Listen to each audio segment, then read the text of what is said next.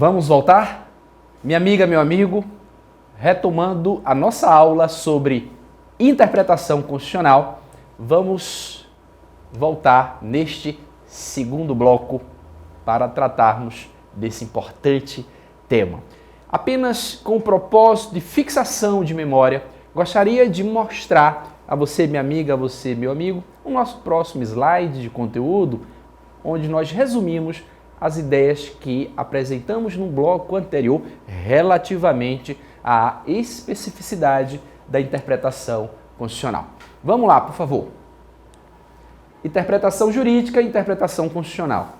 A especificidade da interpretação constitucional. A interpretação constitucional tem por objeto a compreensão e aplicação das normas constitucionais. Muito bem. Distingue-se da interpretação da lei em razão de as normas constitucionais serem dotadas de supremacia, possuírem grande abertura semântica e serem normas de estrutura e organização. Por isso, finalizamos, ela se serve de métodos e princípios próprios que lhe conferem especificidade. Vamos lá, gente.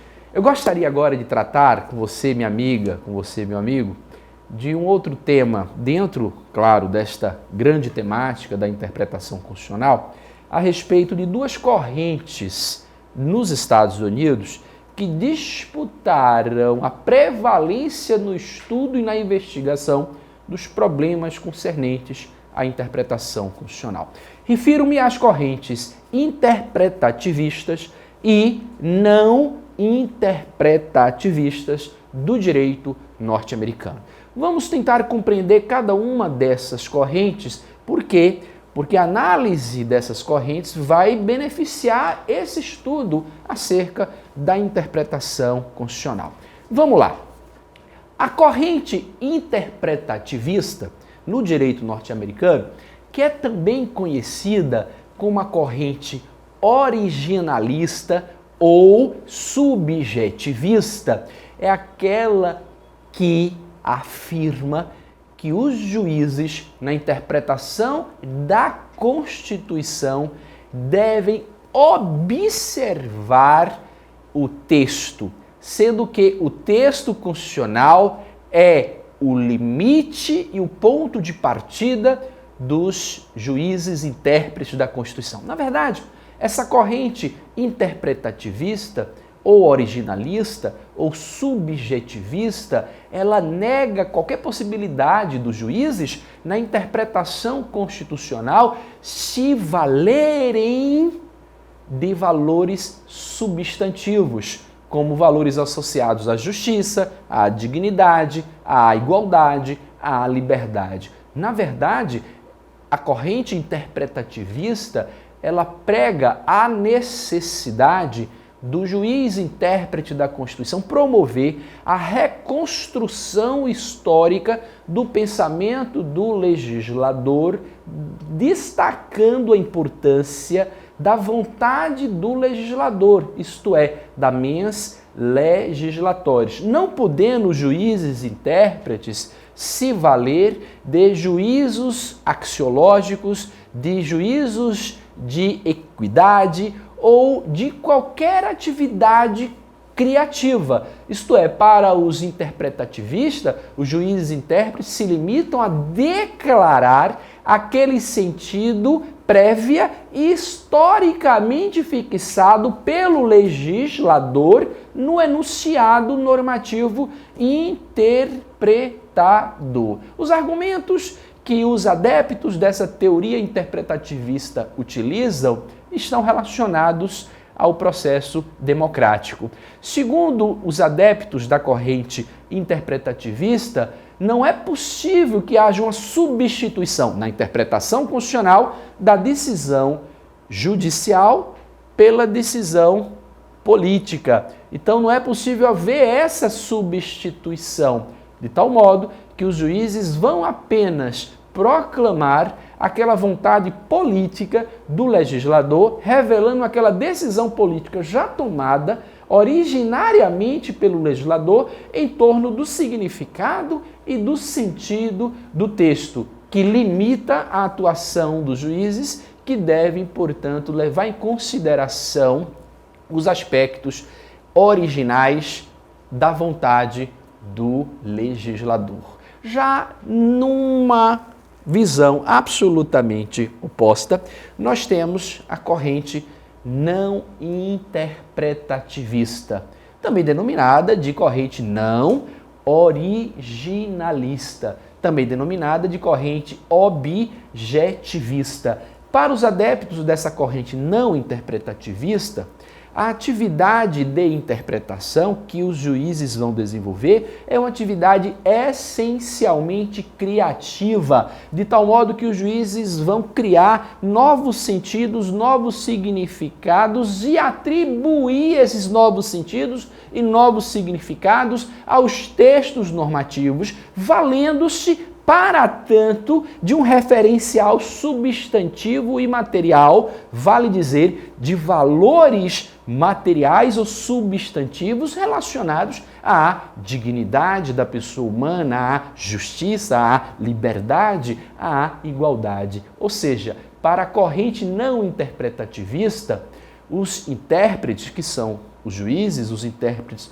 oficiais, eles desempenham um verdadeiro ativismo judicial no âmbito da interpretação constitucional, criando o próprio direito, sendo, portanto, os juízes intérpretes constitucionais verdadeiros partícipes do processo de criação e construção do direito. Portanto, duas correntes que por muito tempo lá nos Estados Unidos disputaram a primazia acerca dos estudos dos problemas da interpretação constitucional. No Brasil contemporâneo, como eu disse no início da nossa aula sobre esse tema, interpretação constitucional, nós vimos que a interpretação constitucional é um dos temas centrais do neoconstitucionalismo. E como um dos temas centrais do neoconstitucionalismo, a interpretação constitucional evoluiu para admitir uma atividade criativa do juiz verdadeiramente, um ativismo judicial na atividade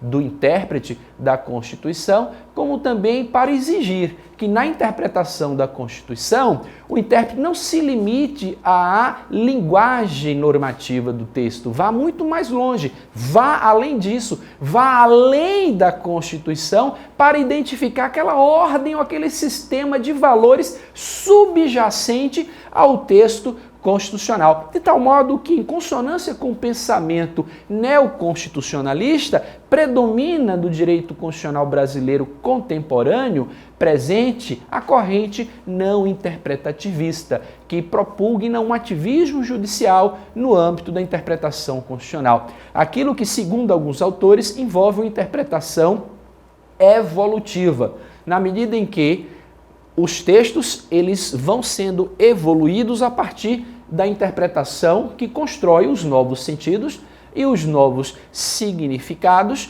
com o propósito exatamente de ajustar os textos, normalmente aqueles textos antigos, à realidade nova, às suas transformações sempre dinâmicas e sempre cambiantes. Então, eis aí alguns aspectos importantes relacionados a essa disputa que é histórica entre essas duas correntes no direito constitucional da terra do Tio Sam, do direito constitucional estadunidense, que teve reflexos importantes no pensamento da interpretação jurídica no neoconstitucionalismo brasileiro. Minha amiga, meu amigo, eu gostaria de mais uma vez convidá-los ao nosso slide de conteúdo para fixação de memória do que acabamos de expor. Vamos à tela. Correntes interpretativistas e não interpretativistas do direito americano. No quadro inicial, que está à sua esquerda, nós afirmamos que nos Estados Unidos contrapõem-se de há muito duas correntes em torno da discussão dos problemas da interpretação constitucional. As correntes interpretativistas e não interpretativistas. No quadrado do centro, nós temos a corrente interpretativista nega qualquer possibilidade de o juiz, na interpretação constitucional, criar o direito, e além do que o texto lhe permitir. O juiz tem por limite a textura semântica e a vontade do legislador. E no último quadrado nós temos a afirmação acerca da corrente não interpretativista, que é aquela que defende um ativismo judicial na interpretação da Constituição, proclamando a possibilidade e até a necessidade de os juízes invocarem e aplicarem valores substantivos como justiça, igualdade e liberdade. Muito bem, minha amiga, meu amigo. Vamos prosseguir, que o tema aproveita aí. Acabei, dá um corte aí. Deu? Peraí. Vazou aberto. Pronto. Vou fechar. Estava no aberto, fechado. Isso. Continue no fechado. Vamos prosseguir para tratar de um ponto que é fundamental para a interpretação constitucional. Vamos examinar agora, minha amiga, meu amigo, os métodos de interpretação constitucional. Esses métodos de interpretação constitucional, eles vão subsidiar a atividade do intérprete à definição e determinação dos sentidos e significados e alcance dos textos normativos ou dos enunciados normativos da Constituição. Gostaria de convidar você, minha amiga e meu amigo, mais uma vez, para acompanhar o nosso slide de conteúdo. Vamos lá. Métodos de interpretação constitucional. Quais são eles? Primeiro, o método jurídico, também chamado de hermenêutico clássico. Segundo, o método tópico problemático, acompanhando aí em sentido horário. Tá ok, minha amiga, meu amigo? Terceiro, o método hermenêutico concretizador. O quarto, o método científico espiritual. E o quinto e último, o método normativo estruturante. Vamos, a partir de agora, minha amiga, meu amigo, detalhar alguns aspectos e premissas filosóficas, metodológicas e epistemológicas de cada um desses métodos aplicados na interpretação da Constituição. Eu queria, inicialmente, deixar bem claro um seguinte aspecto. Não obstante tenhamos diversos métodos de interpretação constitucional, métodos estes que são lastreados, que são fundados em premissas epistemológicas e filosóficas diferenciadas, esses métodos se complementam. Vale dizer, eles são reciprocamente complementares, de modo que é muito difícil, na teoria, se identificar qual é o melhor método de interpretação da Constituição, porque cada um tem a sua importância. Cada um desses métodos que iremos examinar a partir de agora tem uma finalidade e propicia uma contribuição para a interpretação constitucional. Por isso mesmo, o JJ Gomes Canotilho costuma afirmar que na interpretação constitucional é fundamental que o intérprete aplique, empregue conjuntamente todos esses métodos de interpretação que vamos examinar a partir de agora. Muito embora eles se distingam em razão, repito, de suas premissas filosóficas e epistemológicas que nós vamos investigar mais adiante. Mas eles, repito também, são complementares entre si, mutuamente se complementam, reciprocamente se complementam. Daí o acerto deste autor ao afirmar que na interpretação da Constituição e com vistas a se encontrar aquele sentido ou aquele significado que promova uma solução mais adequada a um problema jurídico constitucional, é fundamental que se aplique conjuntamente esses métodos de interpretação, para que a interpretação consiga se aproximar da maneira mais adequada possível de uma justa solução para os problemas jurídico-constitucionais aos quais a interpretação constitucional se destina, porque não podemos esquecer que interpretar é também concretizar. E concretizar é aplicar a Constituição, porque nós estamos falando de interpretação constitucional, que envolve uma concretização constitucional. Interpretar e concretizar é aplicar a Constituição aos casos concretos com vistas a solucionar os problemas jurídico-constitucionais, que passam a ser o verdadeiro objeto da interpretação constitucional. Comecemos, portanto, minha amiga, meu amigo, a examinar cada um desses métodos aplicáveis à interpretação jurídica da Constituição. O primeiro método é o método jurídico, também chamado de método hermenêutico clássico ou tradicional. Isso porque esse método jurídico foi o primeiro método de interpretação a despontar na doutrina da hermenêutica constitucional. Tanto isso é verdade que o método jurídico ou hermenêutico clássico tradicional, ele remonta à escola histórica de direito, que teve como grande líder o jurista alemão Savigny, que em 1840 aproximadamente sustentou a necessidade de que a interpretação jurídica ocorresse a partir do emprego ou da aplicação de determinados elementos de interpretação.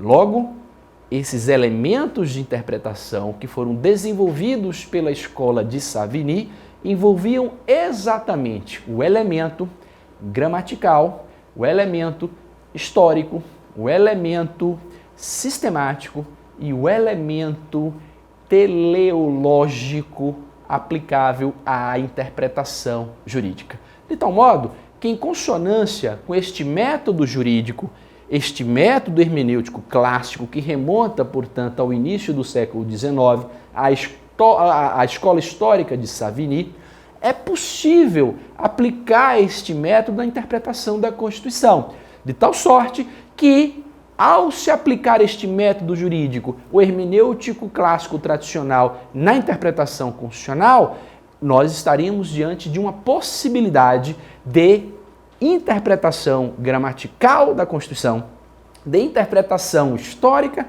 da Constituição, de interpretação sistemática da Constituição ou de uma interpretação teleológica da Constituição, empregando, portanto, os elementos de interpretação construídos por este método do Savigny. Como é que funcionariam esses elementos do método jurídico, minha amiga, meu amigo, na interpretação constitucional? O que seria uma interpretação gramatical da Constituição, uma interpretação histórica da Constituição, uma interpretação sistemática da Constituição ou uma interpretação teleológica da Constituição? Vamos lá. Uma interpretação gramatical da Constituição é aquela que se utiliza do elemento gramatical do método jurídico.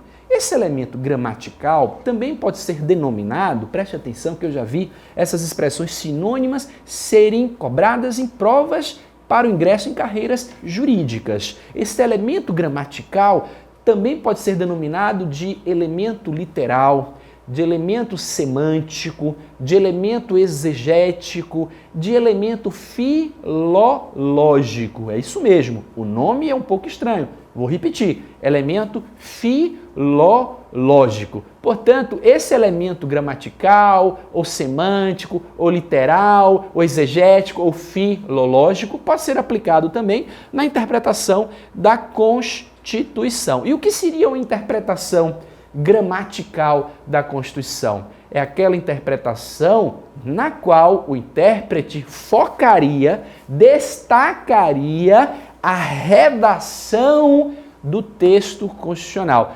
Interpretação gramatical, exatamente em razão disso. A interpretação é literal, observa-se exatamente os signos linguísticos, observa-se, portanto, o verbo, a conjugação do verbo constantes no relato do enunciado normativo. É possível, indago eu, uma interpretação gramatical da Constituição?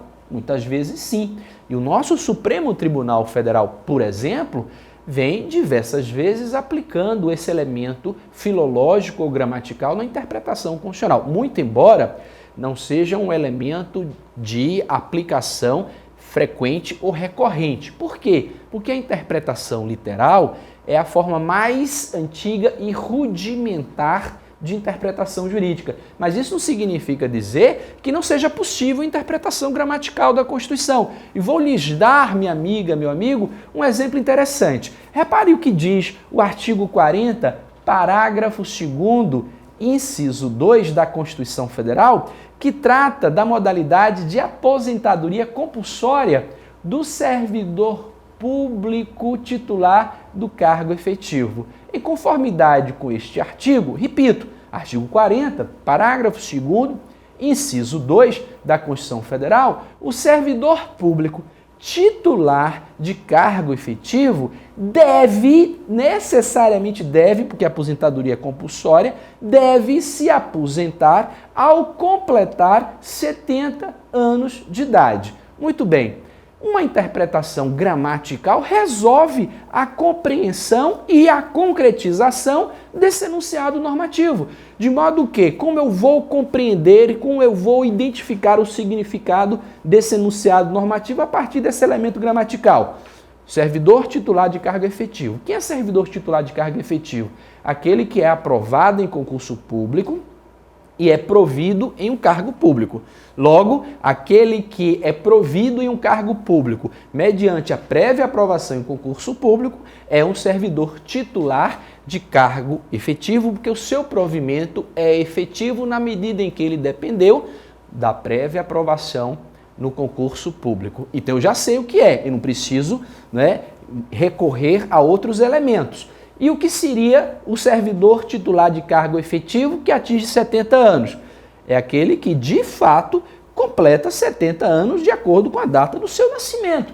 Então não há necessidade de outros recursos a outros elementos. Basta que se faça uma análise meramente literal, meramente filológica, semântica, exegética e gramatical desse enunciado normativo para se identificar esse sentido.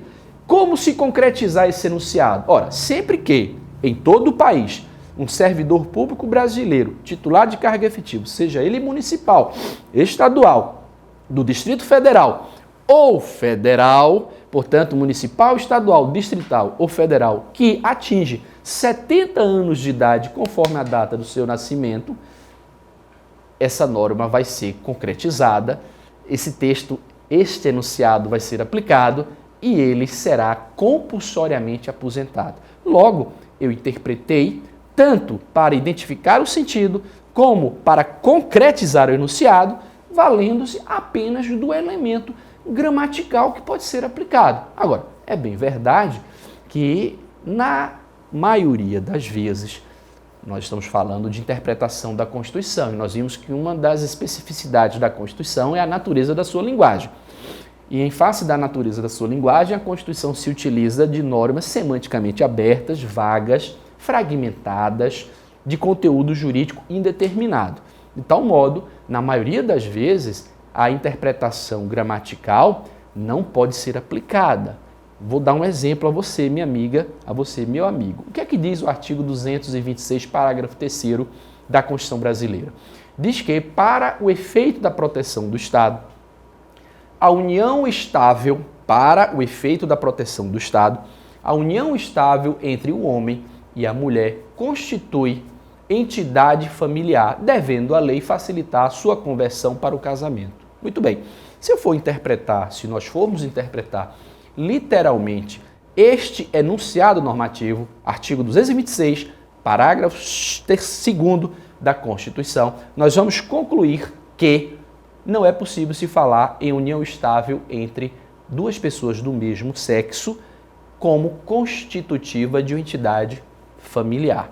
Mas, se nós formos recorrer a outros elementos do método jurídico, é possível nós chegarmos à conclusão de que a Constituição também considerou como união estável a legitimar uma entidade familiar, a de pessoas do mesmo sexo. Então, observe essa contradição. Mas, não obstante isso, é possível haver uma interpretação gramatical, sim, da Constituição. E a interpretação histórica? A interpretação histórica é aquela que invoca o recurso à história. Vale dizer, o propósito da interpretação histórica da Constituição é reconstruir, minha amiga, meu amigo, o pensamento do legislador constituinte de 1987 e 1988. Vale dizer, o que levou o constituinte a positivar aquele enunciado que está sendo interpretado. O recurso à história implica numa interpretação histórica da Constituição. E é possível, sim, fazer isso. Agora, quanto mais um texto constitucional se afasta do seu tempo, menos importância vem tendo, menos importância passa a ter a interpretação histórica. É bem verdade que a Constituição brasileira, por ser de 1988, está muito nova. É uma Constituição jovem, de 25, 26 anos de idade. Muito bem, mas a Constituição dos Estados Unidos, por exemplo, é uma Constituição muito antiga. Então, como é que é possível se fazer uma interpretação histórica da Constituição de 17 de setembro de 1787? É algo praticamente impossível. É exatamente por isso, minha amiga, meu amigo, que perdeu sentido, perdeu força nos Estados Unidos aquela corrente chamada interpretativista, também denominada originalista, que impunha ao juiz a necessidade de se promover uma reconstrução do pensamento histórico do legislador constituinte. Como se fazer essa reconstrução? Como se fazer, portanto, essa investigação na medida em que, ao tempo em que a Constituição norte-americana foi elaborada, ainda submetida à luz de vela, porque nem iluminação existia à ocasião, nem energia elétrica, na verdade, existia na ocasião, como se aceitar o recurso a esse elemento histórico a uma interpretação de uma Constituição de mais de 226 anos. É possível, mas a Constituição brasileira, por ainda ser uma Constituição jovem, ainda possibilita o recurso a este elemento histórico. Terceiro elemento do método jurídico é o elemento sistemático. Esse é um elemento, inclusive, muito utilizado no Supremo Tribunal Federal.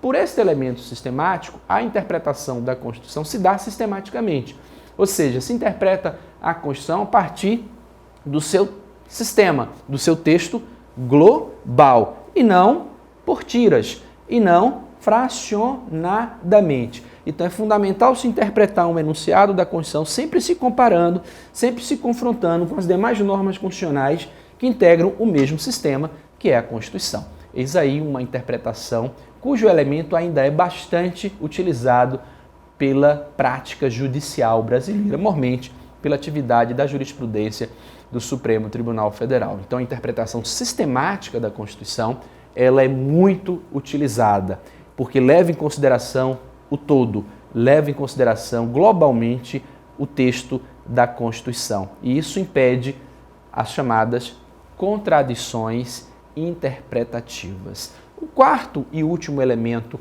que foi formalizado, sustentado pelo método jurídico foi o elemento teleológico, também chamado de elemento finalístico. Na verdade, a interpretação teleológica ou finalista da Constituição é aquela que busca identificar os fins para os quais a Constituição se destina. Os fins sociais, os fins culturais, os fins econômicos, enfim, aquelas finalidades extraídas do texto constitucional. De tal modo que esse elemento teleológico também pode ser utilizado e vem sendo utilizado com bastante recorrência pela nossa jurisprudência do Supremo Tribunal Federal. Convido você, minha amiga, meu amigo, a observar uma síntese deste pensamento do método jurídico ou hermenêutico clássico tradicional na interpretação da Constituição através do nosso slide. Vamos lá. Método jurídico hermenêutico clássico. Olha aí a foto do Savigny, jurista alemão do século XIX e maior nome da escola histórica do direito.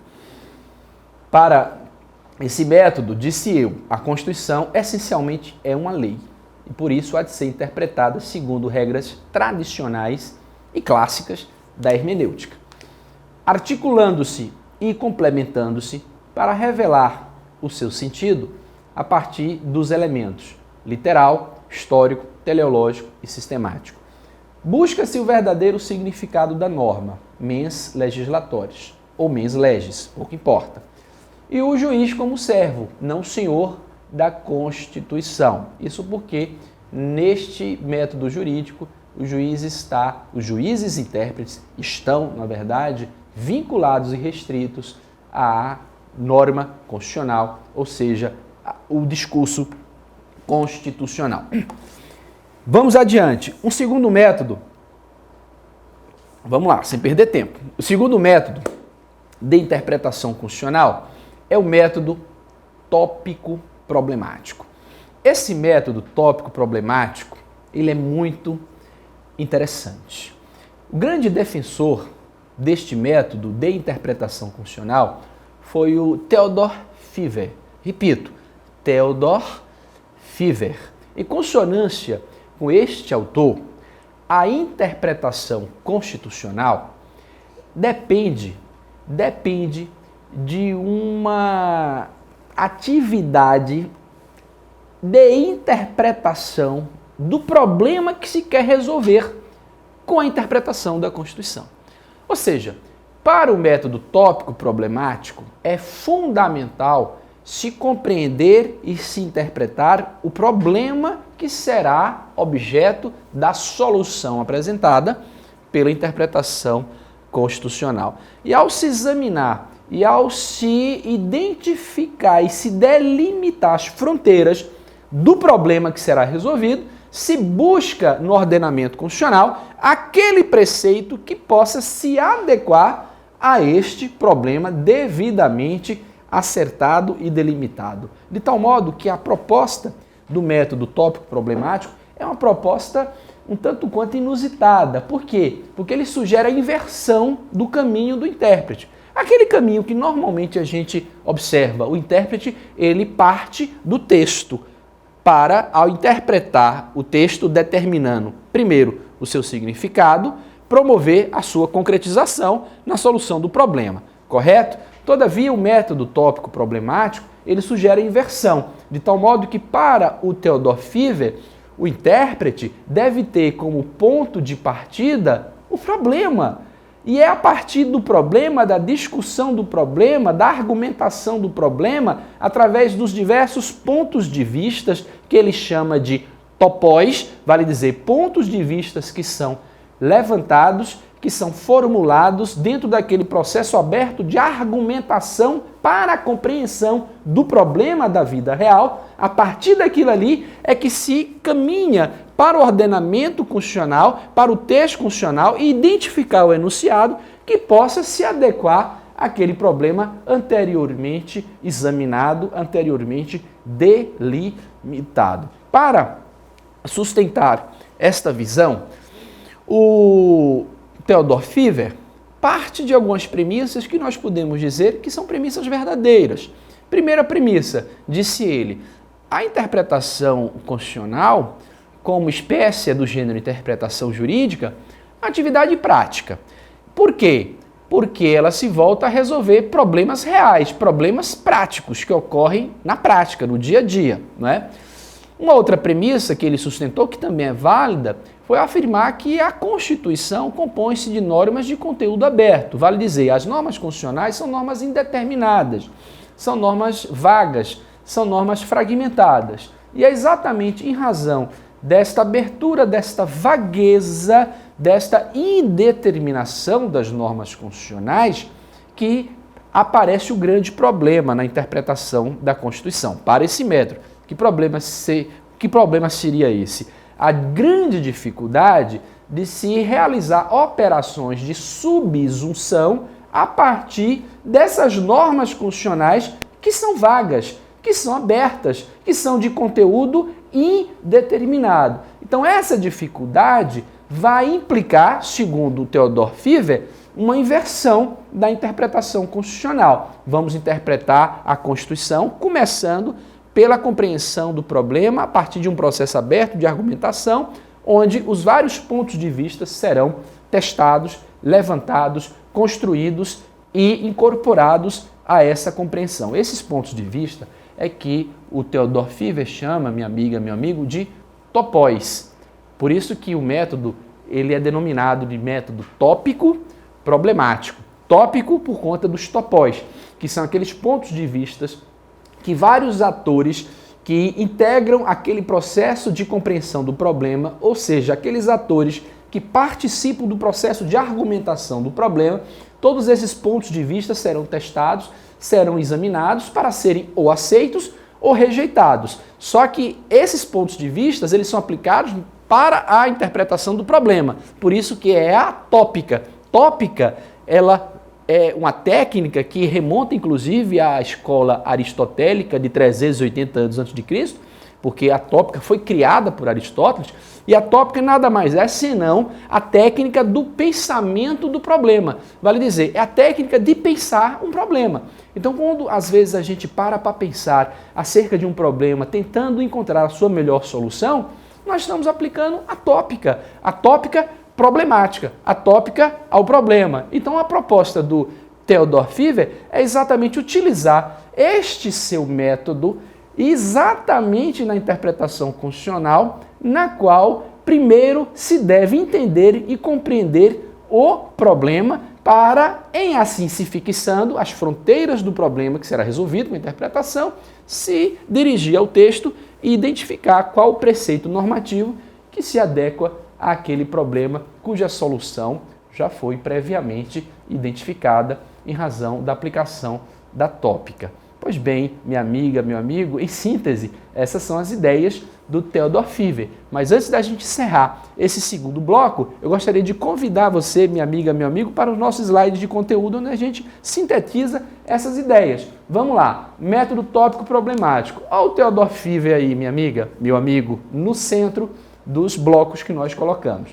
Theodor Pfeffer é um jurista alemão, autor da Tópica e Jurisprudência, que foi a sua grande obra, publicada em 1953. A Constituição, diz ele, é um sistema aberto de regras e princípios, logo admite distintas e cambiantes interpretações. Um problema é toda questão que aparentemente permite mais de uma resposta. A tópica é a técnica do pensamento problemático. Os instrumentos hermenêuticos tradicionais não resolvem as aporias emergentes da interpretação concretizadora desse modelo constitucional. Logo, conclui ele, claro, aqui é uma síntese do que nós também expusemos. A interpretação deve partir do problema para o sistema e não da norma para o problema. Vamos, portanto, finalizar esse nosso segundo bloco para um rápido descanso. Daqui a pouco estamos de volta no terceiro bloco. Fique conosco.